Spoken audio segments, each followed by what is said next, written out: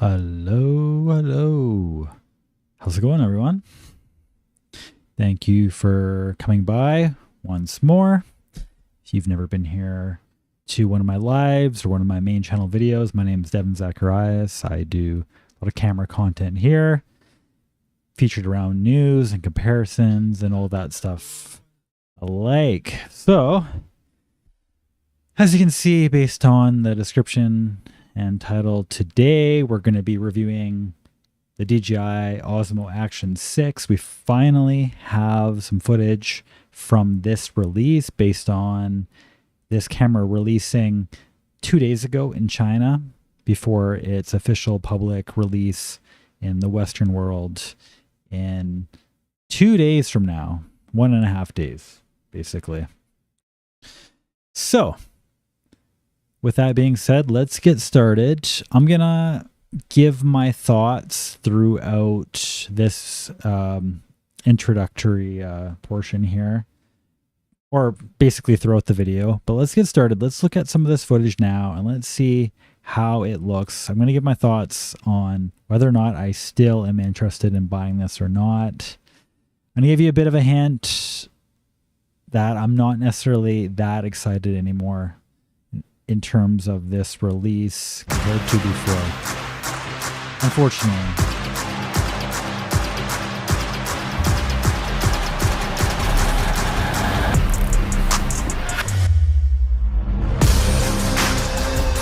So notice right there that in this trailer that DJI has released, there's no fixed 2.0 aperture mode for whatever reason. Only 2.8. You can see it right here. Kind of strange. And then also there's that variable aperture mode, which is great for certain things, but yeah. Okay, let's look at the sensor now. This is what I think has disappointed the most people overall. It has the 1/1 inch square sensor, and this is the same sensor that was in the Osmo 360, but the way they utilize it, I mean, it is useful for some creators, but you're not really going to get DSLR like footage like a lot of people were hoping with the release of this camera. It's more or less pretty similar to the Action 5 in overall image quality.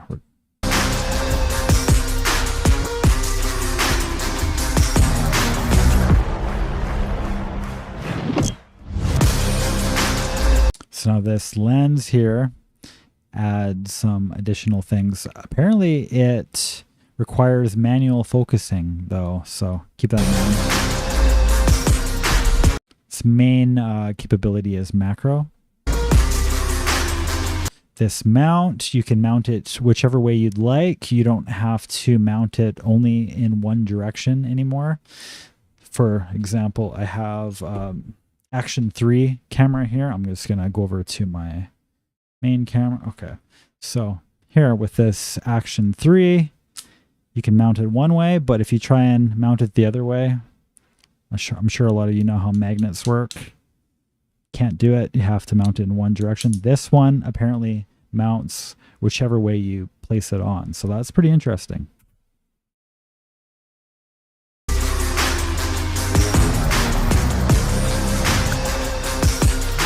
Take a look at that.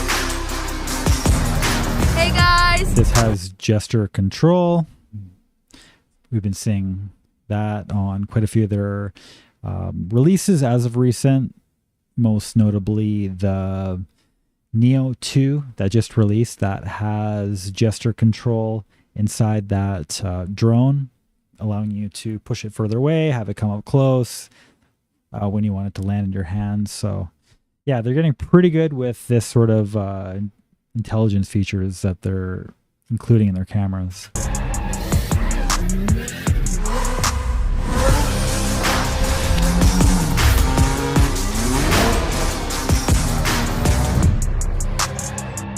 See, there's the macro lens I was talking about. It is manual though.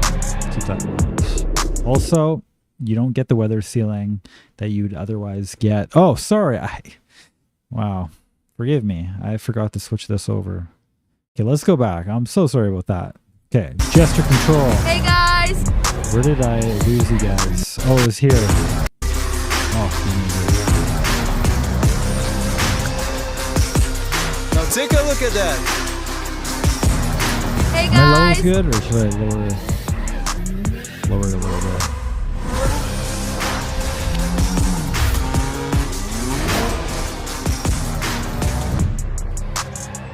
So yeah, this is that manual macro lens I was speaking about. So if you're not used to manual focusing a lens, it's not that hard, but something you're going to have to learn how to do with that if you decide to buy the lens. I assume it's a paid upgrade, physical hardware. 3, 2, 1, face. GPS. 10-bit log, obviously. Just return with that. Although, one interesting thing I should mention about this release is that it actually does not have HLG in it. A lot of people are complaining about that being removed. So you only have, like, of course, your standard profile and D-Log M. No HLG on this release.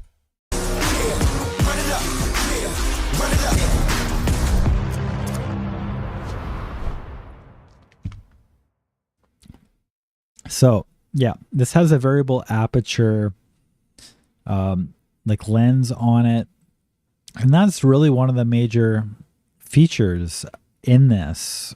A lot of people were hoping for a much larger sensor, having more of like a cinematic sort of look that you get with the Pocket 3, but you're not really gonna be getting that with this. Let's look at some comparisons. This YouTuber actually recorded a really great video, and I really think that he was quite honest with his review, and this is his channel here. Unfortunately, I cannot read that, but yeah, check out his channel and look up this video here. This camera uses a newly designed square sensor that's nearly 1 inch in size, and it's also the world's first action camera that supports adjustable aperture size. There's so much to talk about regarding this camera.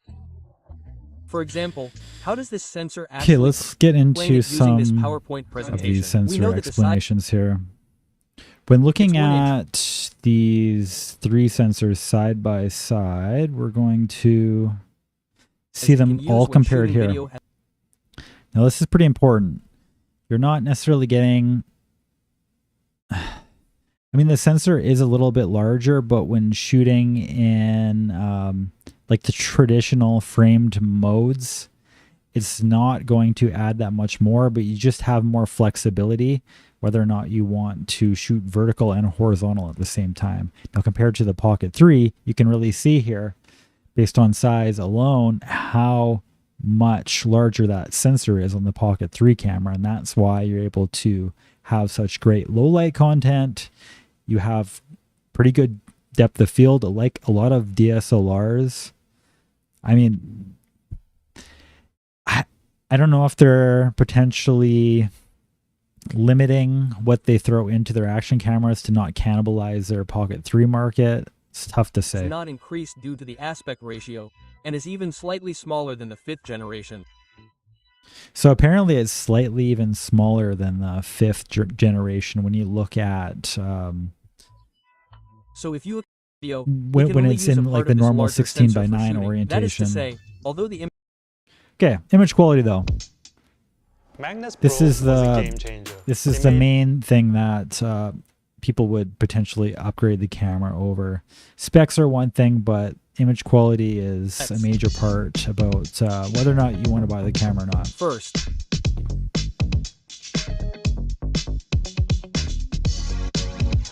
compare the Action 6 with the Action 5 Pro. When shooting, so this gives us a bit of a neat opportunity to look at how these compare in shaded environments like this. So looking over at the Action 6, it does definitely give a bit more of like that HDR sort of look, exposing the shadows quite a bit more.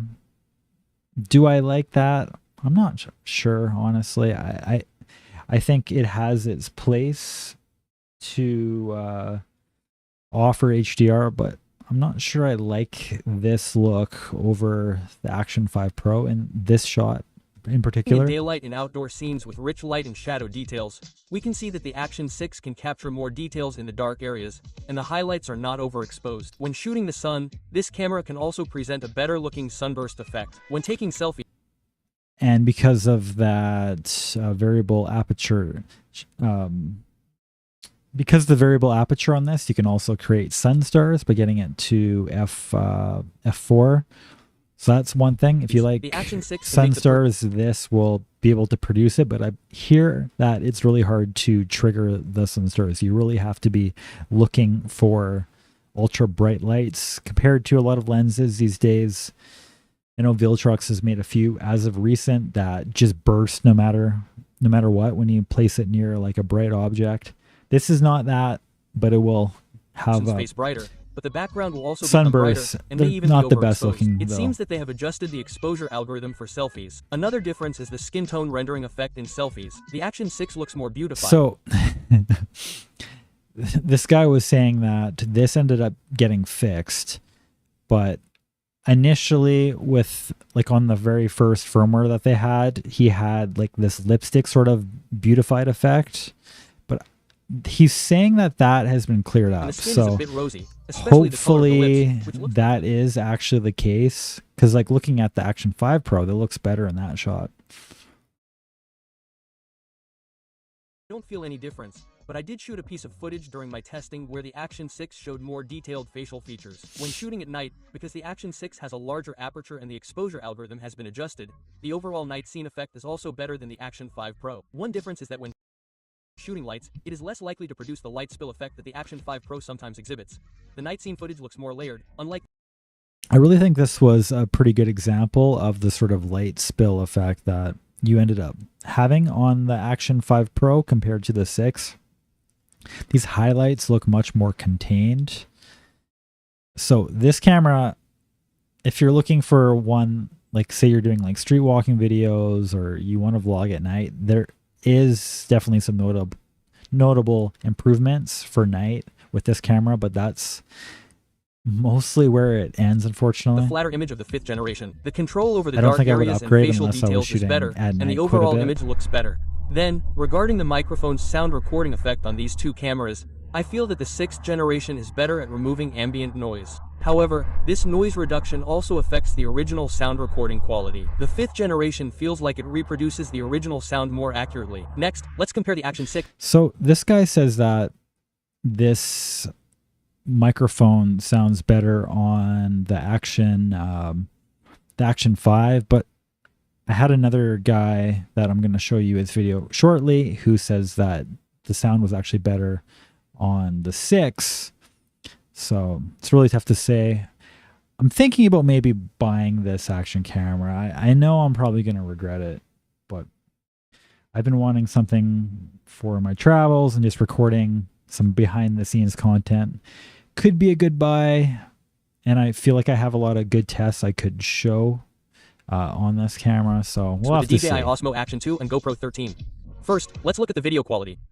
In bright outdoor light, the two cameras show a significant difference in color style, one being warmer and the other cooler. For selfies, the DJI performs better in capturing facial details, and it also renders the light and shadow details of the clouds more richly. When shooting at night, the DJI also looks better, with a more layered rendering of the lights and more detailed highlights. In low light environments, the DJI's image also looks cleaner, mainly because of the larger aperture. Overall, the Action 6 has better image quality, but the Action 2 is a product released last year. We'll wait until DJI releases a new product. We can do another comparison. Then, regarding the GoPro 13, during the day, the GoPro still has a significant advantage in terms of clarity, since it can shoot 5.3K at 60 frames per second. However, when taking selfies, its skin tone rendering is not very good.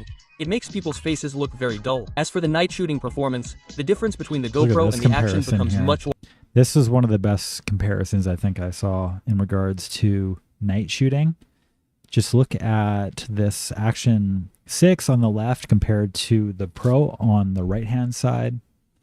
I think this Pro did not nearly as good. So larger. Once the Good light is job insufficient, to, the image becomes very dark, DJI with more noise, figuring making it out, feel like it's not a product of the same how to make generation. an action I will camera also shoot make a somewhat dedicated comparison decently video later to show you the more on, realistic and detailed differences night in sort of image quality environments. between these three cameras, so please stay tuned. Finally, even though it has been upgraded to a larger sensor, the battery life of this camera is still very good. It can shoot 4K 60 FPS video for nearly 106 minutes, which is 5 to 6 minutes longer than the 5th generation, and there were no.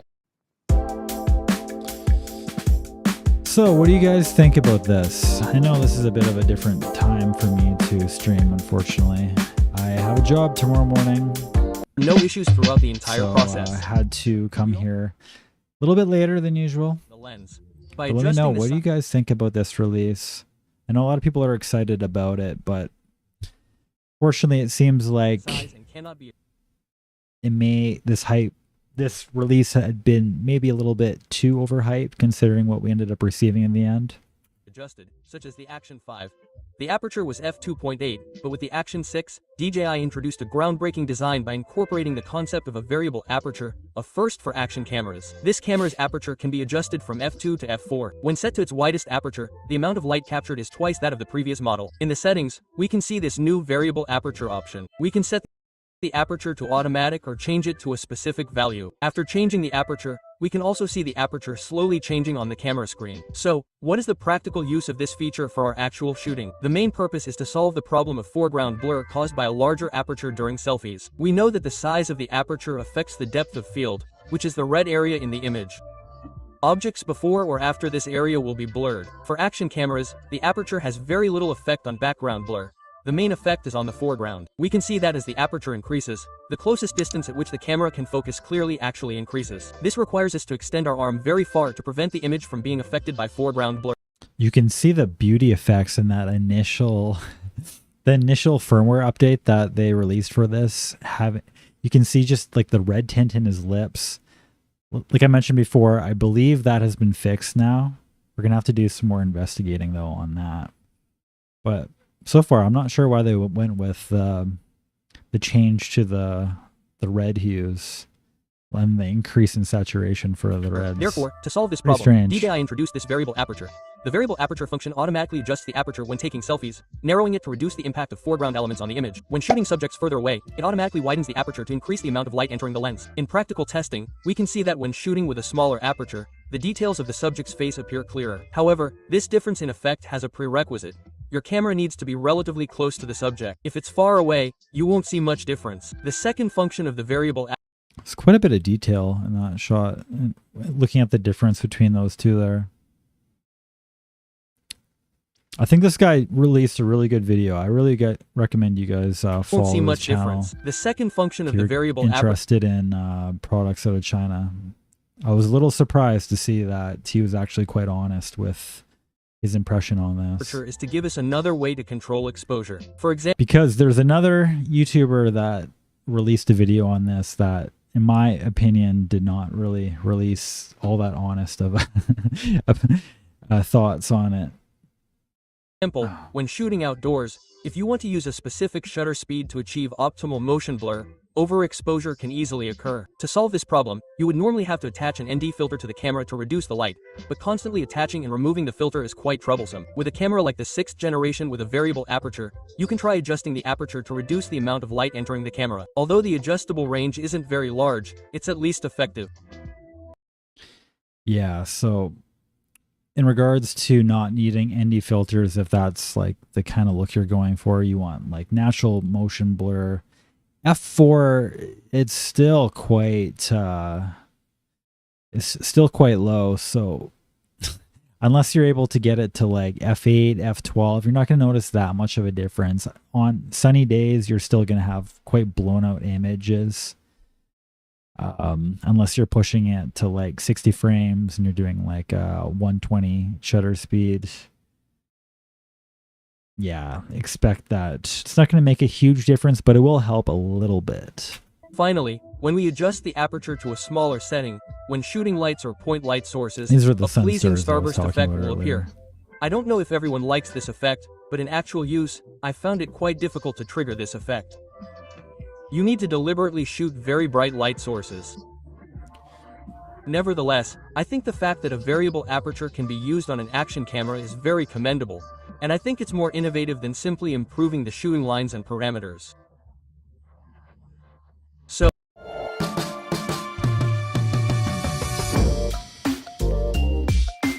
imagine though if it had that so pocket it's definitely sensor. worth praising. Oh my god. Regarding traditional 4:3 sensors, Be if we want to glorious. shoot 9:16 vertical videos, we have two methods. One is to shoot horizontal 4:3 videos and then crop them, but this will result in a loss of image quality.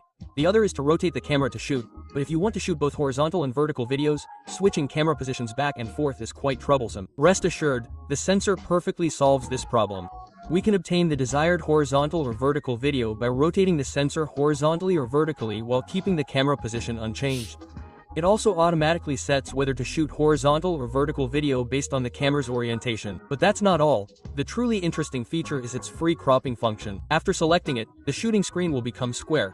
The camera will use the entire sensor for shooting. You don't need to decide whether to shoot in landscape or portrait mode before shooting. You can freely crop the image later according to your specific needs. It's somewhat similar to a panoramic camera. It also supports 2x zoom during shooting, and you can switch to a wider cross-shape format that is more convenient for post-production cropping. However, this free cropping function is currently only available in this video mode. Other shooting modes do not have this feature. This function is very practical for creators who need to produce both landscape and portrait videos simultaneously, essentially allowing you to obtain two types of footage from a single shoot. Additionally, the image stabilization feature now includes an incredibly powerful horizon leveling option, which completely eliminates the impact of camera rotation on the image. This means that the camera can rotate a full circle, but the recorded footage remains stable and doesn't rotate. This also utilizes the characteristics of the I didn't pick directional that up before when I was watching through these.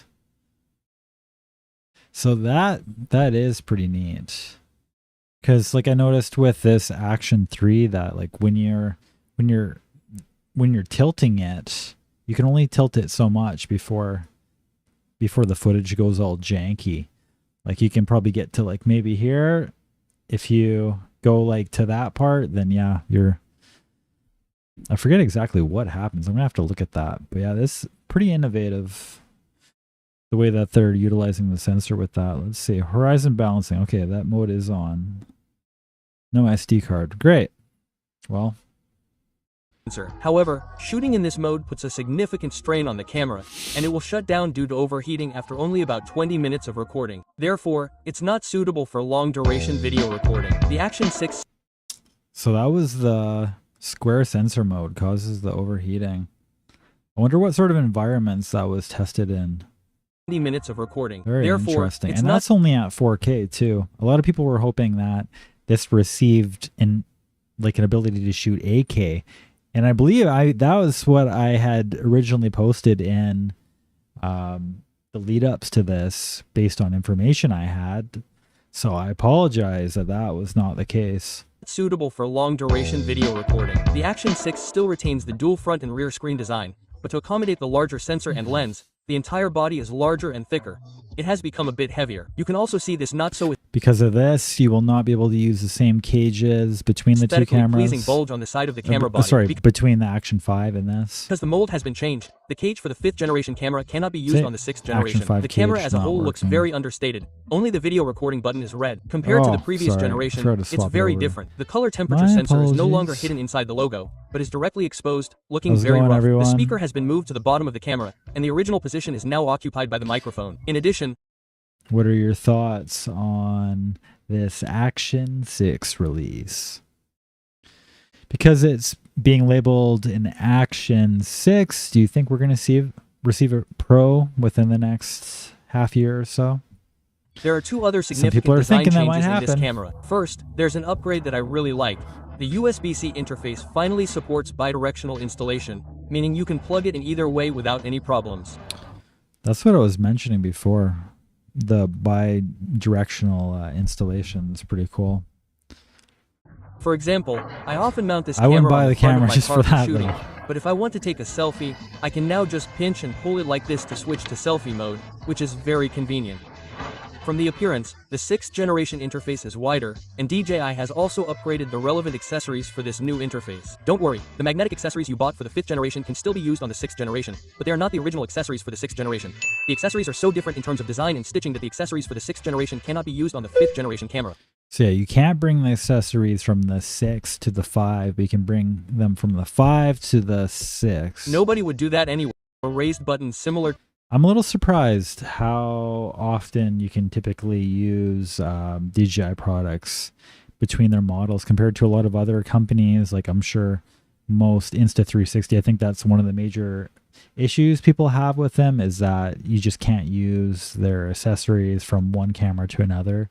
So the fact that DJI, you've been able to even use the same batteries for so many years, it's pretty decent. It saves you a little bit of cash, but this time cage will not transfer over, unfortunately, but sometimes you have to increase the size on these cameras in order to add the features everyone wants. Is this variable aperture design what everyone wants? I don't know. Bigger sensor would have been way better. To the Spro. When using it, you have to slide the button to the right first, and then push it up or down to open the cover. This prevents the slipping issue found in the 5th generation and makes it easier to use with gloves. However, sometimes the battery compartment cover still gets stuck, requiring manual adjustment. We create non-traditional watches that challenge time itself. We've spent years developing our own adjustment of the switch. So we have some comparisons pretty soon even create that a we're going to slight get to as well. effect. This is lens the has a accessory rotating ring. lens, Rotating it to the far left macro is for lens macro I was talking shooting, about earlier. and rotating it to the far right returns to the This normal is shooting manual distance. focus, but the actual experience has of using this lens isn't some that great. use cases DJI app to determine the focus position. This could lead to blurry images. As for the wide-angle lens, it's also going into not have the exaggerated distortion effect like an ultra-wide-angle lens. Software functions. Let's skip Mode. this. And this Pro version performs better. The drop-down menu. Basically, this guy's camera's lens aperture has. Summary of this is that he never thought it was a massive upgrade at nighttime. Also been actively learning from that was where most of the such upgrades as learning how to make ended add-on up lenses from being shooting at nighttime. If you want to do that, I would think that maybe it would be worthwhile to upgrade over the 5, but if you're not shooting at nighttime often, it's probably not going to be worth the upgrade, and you're better off buying the Action 5 at much discounted price that we've seen as of recent. It's a culmination of DJI's achievements, but we still haven't seen a true 1-inch sensor action camera. This upgraded 1/1.1-inch sensor is actually a bit of a misleading design. It makes it seem bigger, but it doesn't actually improve image quality that much. It's more of a cropping effect. Moreover, I have a bad feeling that the action camera category seems to be reaching its limits in terms of development. For example, GoPro, the pioneer of action cameras, basically gave up this year and didn't release a new flagship product, instead releasing a more entry-level product, which is quite ridiculous. I hope my prediction is wrong, and that other action camera brands will continue to give us some new surprises. See, that's exactly what I was saying about this guy giving a very honest take and opinion on this. Coming from China, I really was happy with his review. So, yeah, this is not a groundbreaking release, unfortunately. I was really hoping that it would be, just because of the ease of use factor, being able to mount this on my camera.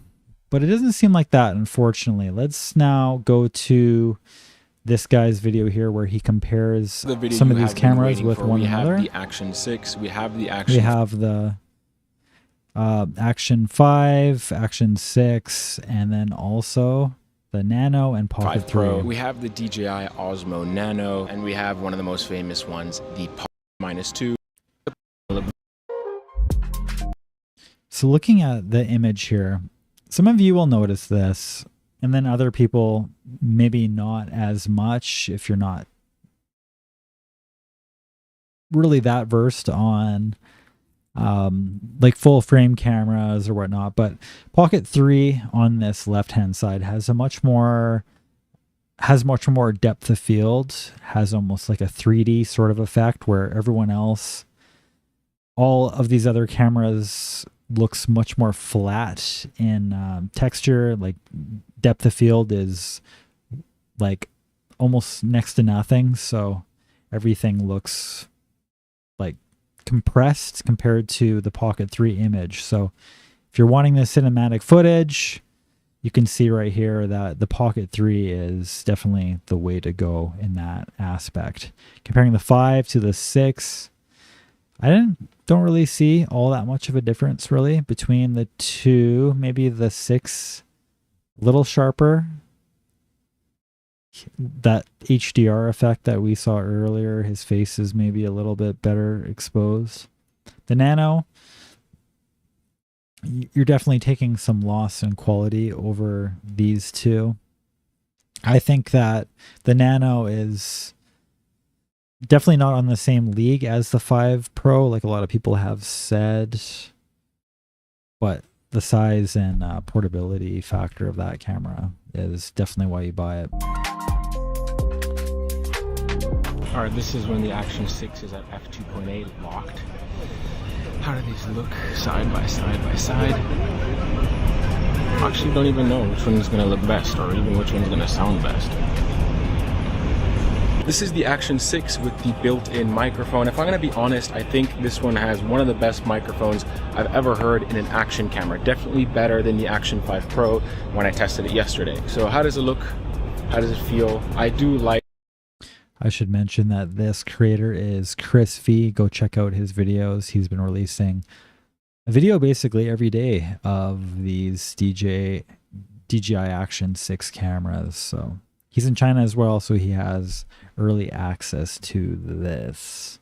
Like this really wide look. It makes it really easy to vlog and just kind of show everything around you in frame. And yeah, this is locked in at f2.8. So let's see how it looks. Now here is the predecessor, the Action 5 Pro, one of the GOATs in terms of action cameras, and one that I still very much respect. I think this is still a very viable option in 2025 if you can get it at a good price.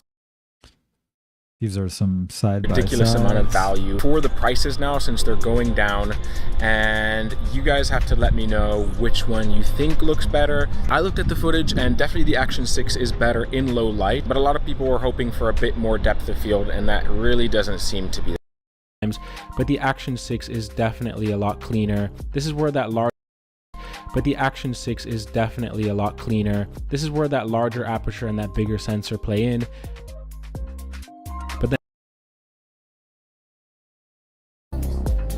And then if you like that more DSLR look, that's where the Pocket 3 comes in.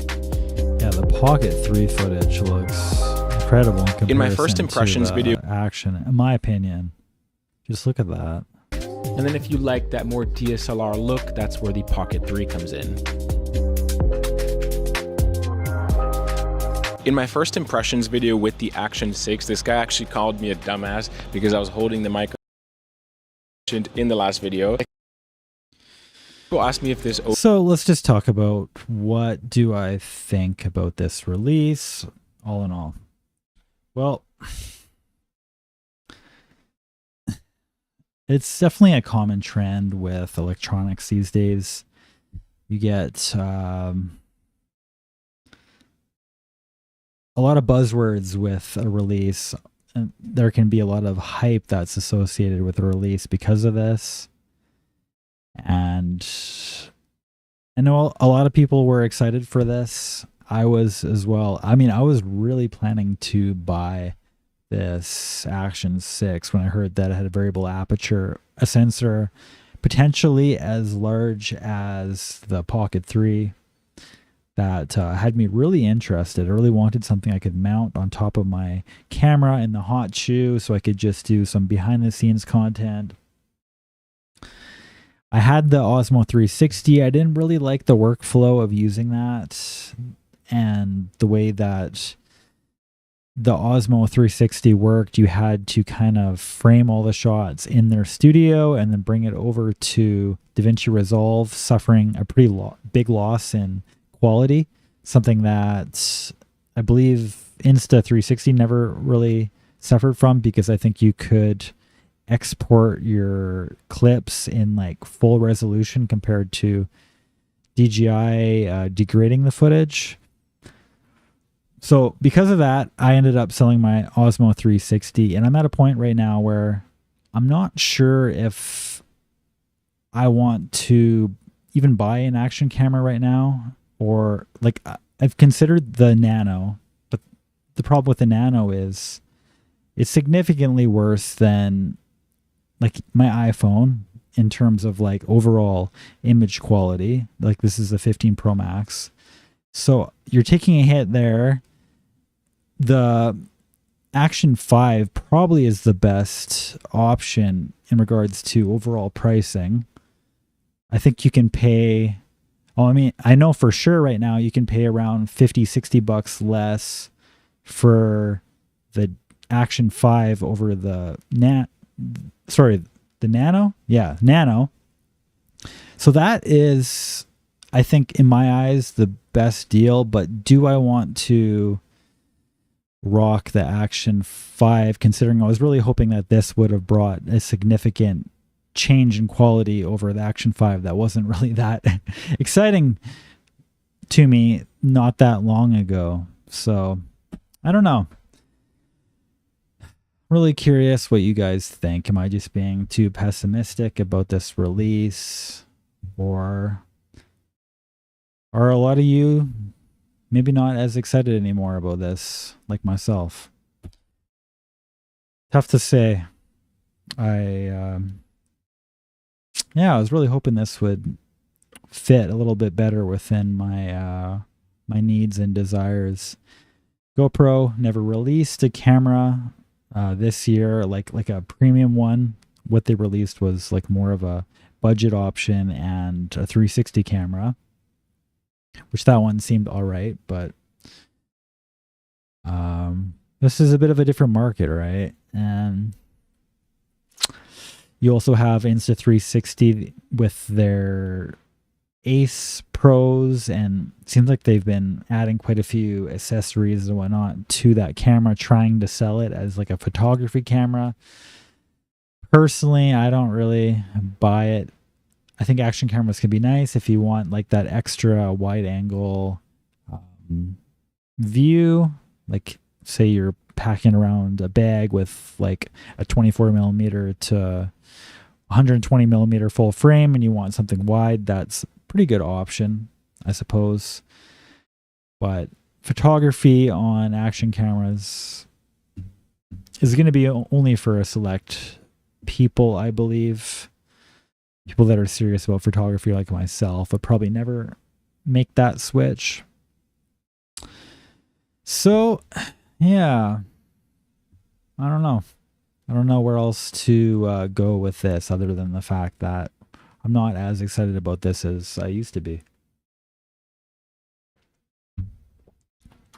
The price of this camera, I believe, is going to be around the same price as the Action 6 at launch, which I believe is $429 US.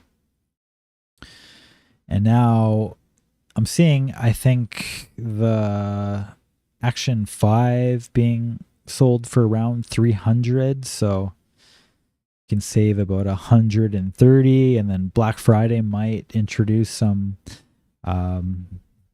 greater discounts beyond that, and that's only like a couple weeks away, right?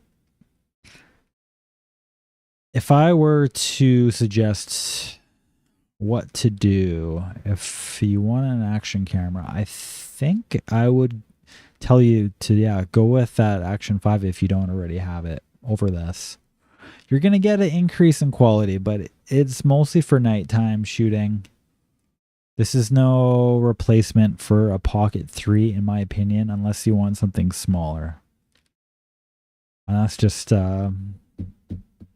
my thoughts. I'd love to know if you have different thoughts on this release. What have I missed? Yeah, you have more flexibility with the sensor. You can crop it more, but I feel like there was a bit of a marketing trick in that sense. Same with the Osmo 360. A lot of people were disappointed with the way they sort of worded the size of the sensor. It sounds a lot larger than it actually is. Although I thought the Osmo 360 actually had not bad quality for video.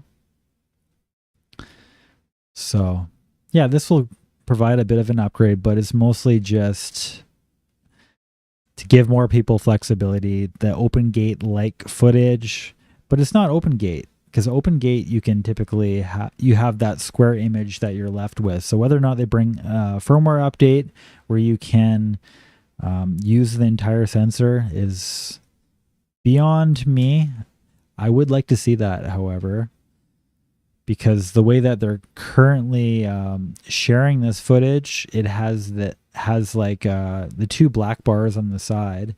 I'm gonna go back if I can find a clip before I sign off here of that. I'm sure I can find one pretty quick here.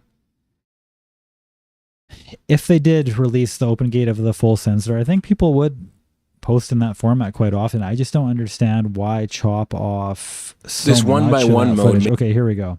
This is it. And this is that same guy, Chris V. So thank you for this video. Like, why release the footage like this? Like, I understand giving us this option, but they should be unlocking like the rest of the sensor here.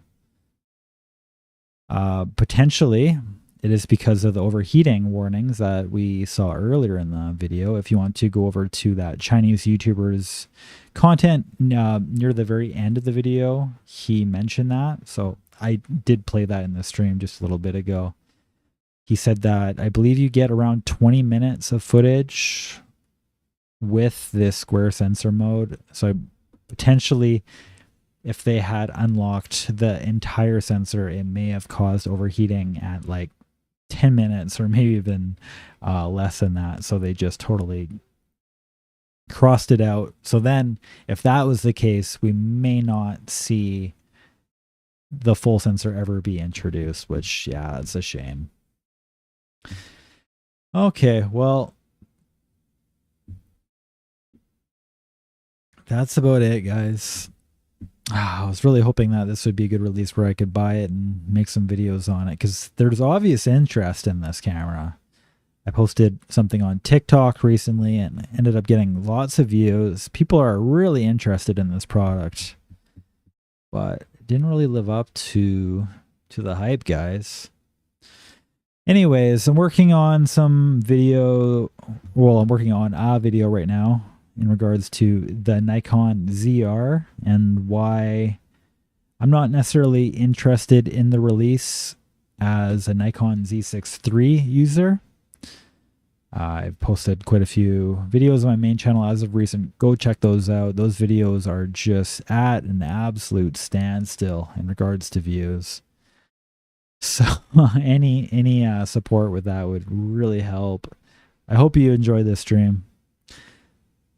Had quite a few people talking last time, so it's unfortunate we didn't get anyone to chat with tonight during this live stream, but hopefully next time, guys. I will see you all on the next video. Thank you so much. Subscribe. Stay tuned for more. I usually live stream in the morning. This is a bit of an odd time based on me having to work tomorrow, but I appreciate you guys watching, especially if you watched up into the end. You're crazy if you did, but I appreciate you. Okay.